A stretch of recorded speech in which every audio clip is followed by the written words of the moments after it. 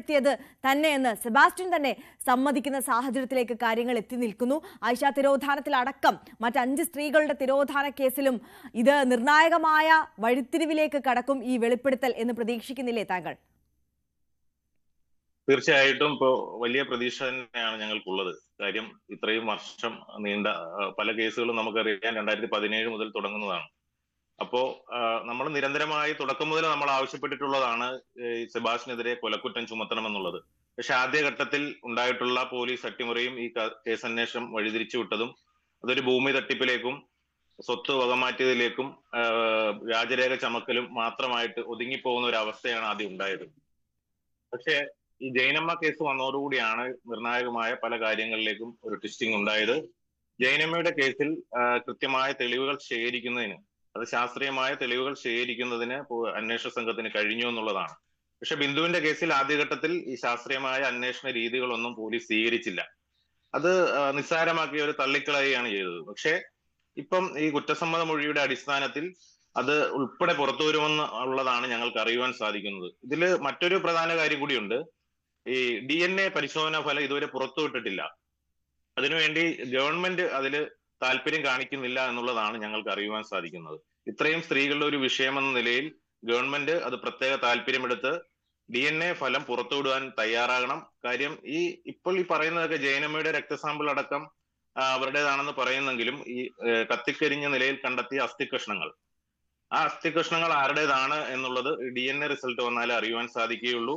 അത് ഈ പറയുന്ന പോലെ ബിന്ദുവാണോ, ഐഷയാണോ, ജൈനമ്മയാണോ, ഏറ്റവും അവസാനം ന്യൂസ് 18 തന്നെ കഴിഞ്ഞ ദിവസം പുറത്തുവിട്ട കൂത്താട്ടോളം കേസ്, ഏലിയാമ്മ എന്ന് പറയുന്ന ഒരു വീട്ടമ്മ തിരോധാനമായി ബന്ധപ്പെട്ടുകൊണ്ട് ന്യൂസ് 18 തന്നെയാണ് കഴിഞ്ഞ ദിവസം വാർത്ത പുറത്തുവിട്ടത്.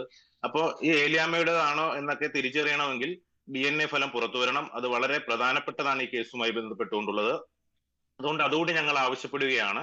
ഇനി ഇതിനിടയിൽ വേറെ മറ്റ് മിസ്സിംഗ് കേസുകൾ ഉണ്ടെങ്കിൽ അതുകൂടി പോലീസ് ഇതിന്റെ ഭാഗമായി പരിശോധിക്കണം. കാര്യം ഈ കാലയളവിൽ നമുക്കറിയാം, ഇപ്പൊ 3 ജില്ലകളിലാണ് സെബാസ്റ്റ്യൻ ഇത്തരം കുറ്റകൃത്യങ്ങൾ ചെയ്തിട്ടുള്ളത്. ഏറ്റവും അവസാനം കൂത്താട്ടോളത്ത് എറണാകുളം ജില്ലയിൽ, കോട്ടയത്ത് ജൈനമ്മയുടെ കേസ്, ആലപ്പുഴ ജില്ലയിൽ ഐഷയുടെയും ബിന്ദുവിന്റെയും കേസുകൾ. അപ്പൊ ഇത് നിസ്സാരമായ ഒരു കേസല്ല. കേരളം തന്നെ ഞെട്ടി ഇരിക്കുന്ന ഒരു സാഹചര്യമാണ് ഇത്തരത്തിൽ ഒരു സൈക്കോ കില്ലറായിട്ടുള്ള സെബാസ്റ്റ്യൻ ചെയ്തുകൊണ്ടിരിക്കുന്ന കാര്യങ്ങൾ. പിന്നീട് സെബാസ്റ്റ്യൻ ഒറ്റക്കല്ല ഇതൊക്കെ ചെയ്തിട്ടുള്ളതെന്ന് ഞങ്ങൾ പറഞ്ഞിട്ടുള്ളതാണ്. സെബാസ്റ്റ്യന് ഇടനിലക്കാരായി പല ആളുകൾ നിന്നിട്ടുണ്ട്, പല പോലീസ് ഉദ്യോഗസ്ഥർ നിന്നിട്ടുണ്ട്. പക്ഷെ അന്വേഷണം ആ തലത്തിലേക്കൊന്നും പോകുന്നില്ല എന്നുള്ളതാണ്. അന്വേഷണം ആ തലത്തിലേക്കൊക്കെ പോകണം. കാര്യം സെബാസ്റ്റ്യൻ ഒറ്റയ്ക്ക് ഇതൊന്നും ചെയ്യുവാനായിട്ട് സാധിക്കത്തില്ല. ഇതിലെ ഭൂമി കൈമാറ്റവും മറ്റുമായി ബന്ധപ്പെട്ട് കുറച്ച് പ്രതികളെ ചേർത്തുവെങ്കിലും ഇത് കണക്ട് ചെയ്ത് പള്ളിപ്പുറത്തെ സതീശനടക്കമുള്ള ആളുകളുണ്ട്. സതീശനെയൊക്കെ ഇതിൽ പ്രതിയേർക്കണം.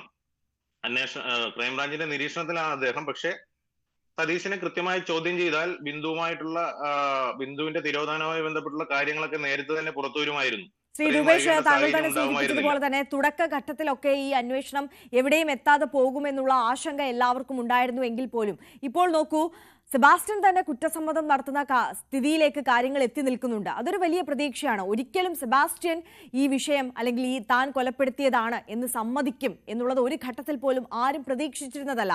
നേരത്തെ ശരണ്യ തന്നെ സൂചിപ്പിച്ചതുപോലെ തന്നെ ഇത്തരത്തിലൊരു അന്വേഷണം വന്നാൽ, ചോദ്യം ചെയ്യൽ വന്നാൽ അതിനെ എങ്ങനെ നേരിടണം എന്നുള്ളത് നേരത്തെ തന്നെ പ്ലാൻ ചെയ്ത് വെച്ചിരുന്ന പോലെയാണ് സെബാസ്റ്റ്യന്റെ ഭാഗത്തു നിന്നുള്ള പ്രതികരണങ്ങൾ അല്ലെങ്കിൽ ആ അന്വേഷണത്തോടുള്ള സഹകരണം കാണുമ്പോൾ നമുക്ക് മനസ്സിലാകുന്നത്. അത്രത്തോളം തന്ത്രശാലിയായിരുന്നു. അപ്പോൾ അവിടെ നിന്ന് ഈ നിരന്തരമായ ചോദ്യം ചെയ്യലിൽ ഒടുവിൽ ഈ നിർണായകമായ വെളിപ്പെടുത്തൽ സെബാസ്റ്റ്യൻ തന്നെ നടത്തുമ്പോൾ അന്വേഷണ സംഘം വളരെ മികച്ച രീതിയിൽ തന്നെ മുന്നോട്ട് പോകുന്നുണ്ട്. ഇപ്പോൾ താങ്കൾ സൂചിപ്പിച്ചതുപോലെ തന്നെ സെബാസ്റ്റ്യനെ ആരെങ്കിലും സഹായിച്ചിട്ടുണ്ടെങ്കിൽ അവരെ കൂടി പിടികൂടും എന്ന തരത്തിലേക്ക് വളരെ മികവാർന്ന രീതിയിൽ തന്നെ ഈ അന്വേഷണം പുരോഗമിക്കുന്നുണ്ട് എന്ന് വിലയിരുത്തിക്കൂടെ? തീർച്ചയായിട്ടും ഇപ്പോഴത്തെ അന്വേഷണ സംഘം ക്രൈംബ്രാഞ്ച്, സ്റ്റേറ്റ് ക്രൈംബ്രാഞ്ച് കോട്ടയമാണെങ്കിലും, ആലപ്പുഴ ജില്ലാ ക്രൈംബ്രാഞ്ച് കോട്ടയമാണെങ്കിലും, സ്റ്റേറ്റ് ക്രൈംബ്രാഞ്ച് ആലപ്പുഴയുടെ നേതൃത്വത്തിൽ വളരെ സമർത്ഥരായ ഉദ്യോഗസ്ഥരാണ് ആ ടീമിലുള്ളത്. അതിൽ ഞങ്ങൾ പ്രതീക്ഷ നേരത്തെ തന്നെ വെച്ചു പുലർത്തിയിരുന്നതാണ്. കാര്യം മികച്ച ടീമാണ്. ഇത്തരത്തിൽ കേസുകൾ അന്വേഷിച്ച് തെളിയിച്ചിട്ടുള്ള ആളുകൾ തന്നെയാണ് ആ ടീമിലുള്ളത്. അപ്പൊ അവര് വളരെ നല്ല രീതിയിൽ തന്നെയാണ് മുന്നോട്ട് പോകുന്നത്. പക്ഷെ ഈ ഇടനിലക്കാരായി നിന്നിട്ടുള്ള ആളുകളെ കൂടി ഇതിലേക്ക് കൊണ്ടുവരേണ്ടതായിട്ടുണ്ട്.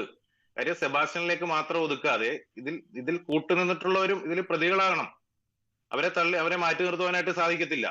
അതുകൊണ്ട് ഭൂമി തട്ടിപ്പുമായി ബന്ധപ്പെട്ട് വലിയ ഭൂമാഫിയ ഇതിൽ ഇടപെട്ടിട്ടുണ്ട്. ബിന്ദുവിന്റെ കോടിക്കണക്കിന് രൂപ വരുന്ന ആ സ്ഥലം ഇടപ്പള്ളിയിലെയും അമ്പലപ്പുഴയിലും ചേർത്തലയിലും അടക്കമുള്ള സ്ഥലം ഇവര് കൈമാറ്റം ചെയ്തത് വ്യാജരേഖകൾ ചമച്ചുകൊണ്ടാണ്. ഇനിയും അതിൽ പ്രതികളാകാനായിട്ട് പുറത്തു വയ്ക്കുന്ന ആളുകളുണ്ട്. കാര്യം അവരെയൊക്കെ അന്ന് അന്വേഷണ സംഘം മാറ്റി നിർത്തിയതാണ്. അത് വലിയ സാമ്പത്തിക ഇടപാട് ഇതിന്റെ പിന്നിൽ നടന്നിട്ടുണ്ട്, ഭൂമാഫിയുടെ ഇടപെടൽ ഉണ്ടായിട്ടുണ്ട്. അതെല്ലാം പുറത്തു വരണം എന്നുള്ളതാണ് ഞങ്ങൾ ആവശ്യപ്പെടുന്നത്. ശ്രീ രൂപേഷ്, നേരത്തെ താങ്കൾ തന്നെ സൂചിപ്പിച്ചതുപോലെ തന്നെ ഈ DNA ഫലം അടക്കം പുറത്തു വരാത്തതിന്റെ അതിന്റെ ഒരു കാലതാമസം നേടുന്നത് ഈ കേസിനെ തന്നെ ഒരു വെല്ലുവിളിയായി മാറിയ ഒരു സാഹചര്യം ഉണ്ടായിരുന്നു. അപ്പോൾ ഈ DNA പരിശോധനാ ഫലം കൂടി പുറത്തു വന്നാൽ പൂർണ്ണമായും ഈ സെബാസ്റ്റ്യനെ ലോക്ക് ചെയ്യാൻ തക്ക വിധത്തിലേക്ക് അന്വേഷണ സംഘത്തിന് കാര്യങ്ങൾ നീക്കാൻ കഴിയും എന്ന് നമുക്ക് പ്രതീക്ഷിക്കാം. താങ്കൾക്കും ആ പ്രതീക്ഷ തന്നെയല്ലേ? തീർച്ചയായിട്ടും ഇത്രയും കേസുകൾ വന്ന സ്ഥിതിക്ക് അതിൻ്റെ അകത്ത് മറ്റൊരു ആശങ്ക അതിലുള്ളത്, ഇപ്പൊ ഓരോ ദിവസവും പുറത്തു വരുവാണ് ഓരോ കാര്യങ്ങൾ സെബാസ്റ്റ്യനുമായി ബന്ധപ്പെട്ടുകൊണ്ടുള്ളത്. അപ്പൊ ഈ DNA ഫലം പുറത്തു വരുമ്പോൾ ബിന്ദുവാണോ, ഐഷയാണോ, ജയനമ്മയാണോ, ഈ നമ്മുടെ ഏലിയാമ്മയാണോ, ഇനി മറ്റേതെങ്കിലും സ്ത്രീയാണോ എന്ന് കൂടി നമുക്ക് അറിയണമെങ്കിൽ DNA ഫലം പുറത്തു വരണം. ഇപ്പൊ ആകെപ്പാടെ നമുക്ക് ഈ രക്തസാമ്പിളിന്റെ വിവരങ്ങൾ മാത്രമാണ് പുറത്തു വരുന്നത്. അത് അന്വേഷണ സംഘം പറയുന്നത് ജൈനമ്മയുടേതാണെന്നാണ്. പക്ഷെ അസ്ഥികഷ്ണങ്ങൾ ആരുടേതാണെന്നുള്ളതാണ് ഇനി പുറത്തു വരാനായിട്ടുള്ളത്. പക്ഷെ കത്തിക്കരിഞ്ഞ നിലയിലാണ്.